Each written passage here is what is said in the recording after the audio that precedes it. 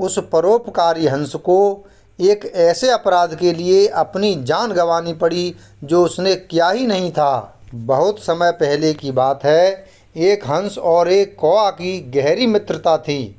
दोनों मित्र एक ऊंचे पीपल के पेड़ पर रहते थे। एक दिन की बात है। गर्मी का मौसम था। शरीर जलाता सूरज ठीक सिर पर पहुंच चुका था।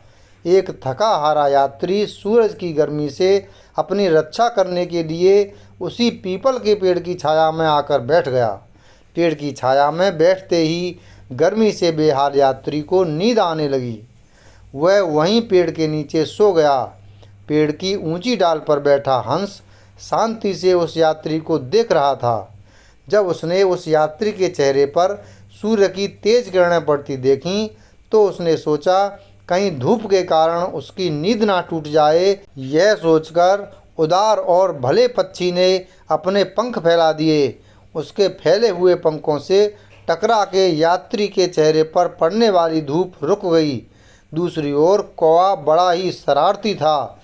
वह हमेशा दूसरों को तंग करने में लगा रहता था। जब उसने पीपल के पेड़ के नीचे सोए हुए यात्री को धूप से बचाने वाले हंस को देखा तो वो शांत ना बैठा। वह उसे परेशान करने की तरकीबें सोचने लगा। तभी उसे एक शैतानी सूझी। कौवा यात्री के सिर के ठीक ऊपर वाली डाल पर जा बैठा और मल त्याग कर तेजी से उड़ गया। कुछ देर बाद यात्री की नींद खुली तो उसने महसूस किया कि उसके चेहरे पर कुछ गिरा हुआ है। उसने सोचा यह जरूर पेड़ पर बैठे किसी दुष्ट पक्षी का काम है। अब कौवा तो पहले ही पेड़ से जा चुका था। अब पेड़ पर केवल हंस बैठा था। यात्री ने जैसे ही ऊपर नज़र डाली उसे ऊंची डाली पर बैठा हंस दिखाई दिया। यात्री हंस के किए उपकार से अनजान था। उसने सोचा जरूर इसी दुष्ट पक्षी ने मेरे चेहरे को गंदा किया है। इसे तो सज़ा मिलनी ही चाहिए।